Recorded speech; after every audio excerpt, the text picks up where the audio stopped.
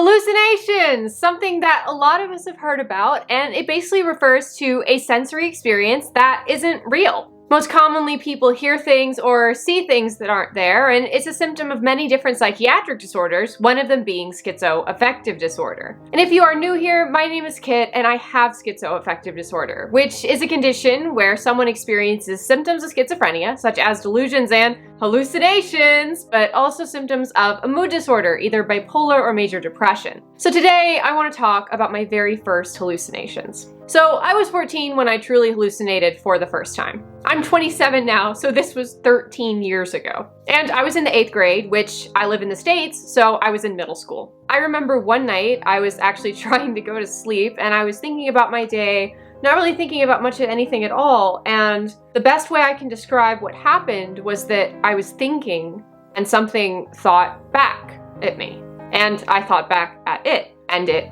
answered me. And it didn't sound like my own inner voice. It sounded male. It sounded like a man. And of course I was alarmed at first because there was this thing in my head that I knew wasn't me. The more and more that I talked to it, and the more it continued to talk back to me, I actually became rather delighted. I would actually learn later, and I mean years later, that I was experiencing internal auditory hallucinations. And the best way I can describe this is to explain the difference between internal and external auditory hallucinations. External auditory hallucinations come from outside the head. So when someone is hallucinating, it sounds like there's another person in the room with them. They come from the outside. While an internal auditory hallucination more comes across as like a thought, or someone who sounds like your own inner voice, that kind of thing. And because this voice was coming from inside my head, not outside my head, I actually didn't think I was hallucinating at all. And I definitely didn't think that I was hearing voices. And the thing is, I didn't even know that internal hallucinations counted. I didn't even know they were a thing. And so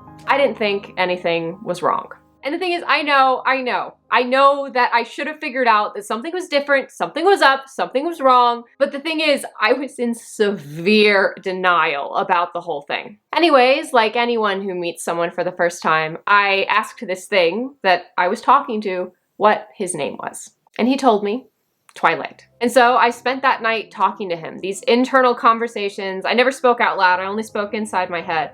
And we talked and we talked and we talked until I fell asleep just due to exhaustion. And when I woke up the next morning, he was still there. And so in the coming days and weeks, I absolutely obsessed over talking to him. I obsessed over this new character in my life. And the thing is, I was never bored. I had a friend to talk to, and he was always there. Like, he didn't leave. Like, I woke up and I went to sleep, and I would wake up and he would still be there every single morning. And honestly, for someone who didn't really have many friends, having someone there all the time just waiting to talk to you was kind of awesome. Like, honestly, Twilight was the opposite of a problem. He was a solution. He was the solution to my lack of a friend group. And because he was in my head, he knew everything about me. It was the kind of relationship that I'll never have with another human being. It was this really deep level because he truly did understand me. And honestly, most of my voices are like this. He was just the first one. I mean, imagine someone who knows exactly what you mean, exactly how you feel, understands the situation in its entirety, and knows exactly what to say to help. And that was what Twilight was for me.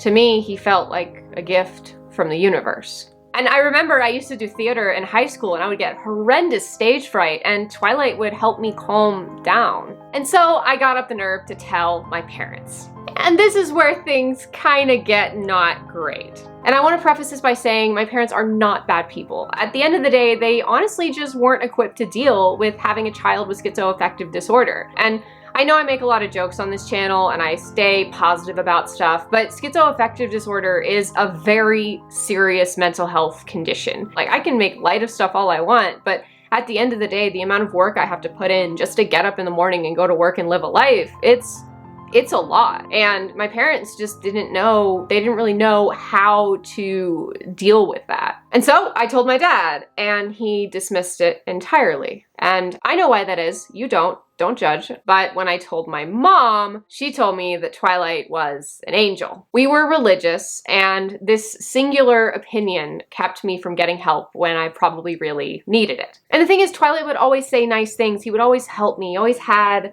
a good opinion. He never told me to do anything I wasn't comfortable with, and he never commanded me to do anything except breathe when I had a panic attack. I never had any issues with him. And so in a religious context, it can be easy to think that yes, maybe this voice in my head was an angel. And this is the line between when religion and psychosis is often blurred. And where my line is might not be the same place that your line is or someone else in the world's line is. But the line for me here was that I was experiencing psychosis. I was being told that it was a religious experience, and that was to my detriment. And so I actually told several people in the church about what Twilight was doing for me, how we studied the Bible together. I mean, the thing is, I was really caught up in it, and I definitely didn't think I was hallucinating. Like, at this point, I really thought it was real. I thought he was an angel. But as time wore on, I kind of started getting this gut feeling that I needed to quiet down a bit and not talk about him as much. And over time, Twilight became more and more of a secret because he was becoming less and less like this biblical angel and just more and more like a regular person. So I just shut up about him. And I just eventually quit talking about him entirely to everyone, my parents included. And within months of Twilight showing up, another voice appeared. This one went by the name Orion. And by this point, I'm gonna use the actual words. No one knew I was still hallucinating. No one knew I was still hearing voices, but I was still very much into it. Twilight was a huge part of my life. I was talking to him almost constantly, and our friendship and relationship grew and grew and grew. And actually, over the course of all the time I heard voices constantly, none of the voices liked it when I looked up anything related to psychosis online, and definitely they didn't want me talking to another human being about them. Like, they would get really, really, really upset, Orion especially. Anyway, Orion, he was sassy, he was dramatic, he was sarcastic, but he didn't get along with Twilight at all. And so the two of them would argue and have it out in my headspace quite often. Like, seriously yelling at each other. And while it didn't happen all the time, when it did happen, I had to pay attention to it. And so over time, the more these arguments happened, Twilight started taking more and more steps back, and Orion started taking more and more steps forward. So I was hearing less from Twilight and more from Orion. And so, eventually, one day, Twilight quit speaking to me entirely. It's like he turned his back on me and never spoke to me again. And that was over a decade ago. And sometimes when I'm really psychotic, like when I'm hearing more than one voice at a time, or I'm hearing all of them at the same time, I can kind of tell that he's there, but he's got his back turned to me and he won't talk to me. And it's been like that for years. And so it became Orion, who was always there in the back of my head waiting to talk to me. And the thing is, Orion taking over wasn't a bad thing. I got really close to him over the years. I really learned to rely on him, and he became this friendly character that, I don't know, made my life better. But that doesn't mean that I don't miss Twilight like hell. Twilight was, I don't know, he was the first, you know, like OG, like day one, he was the one who was there. I know he's just a voice. I know he's the result of just my brain making up something from a chemical imbalance, but I don't know. If there's one thing you take away from this video, it's that hallucinations are very, very, very real to those that are experiencing them. He was my best friend. Like, of course I miss him. I think I'm allowed to miss him. I'm allowed to grieve that loss just a little bit. And this is honestly the most I've talked about him in years, because I was like, what am I gonna do this week for content? And I was like, what if I talk about my early hallucinations? But it really got me missing him more than I expected. And I guess I forgot, not gonna cry.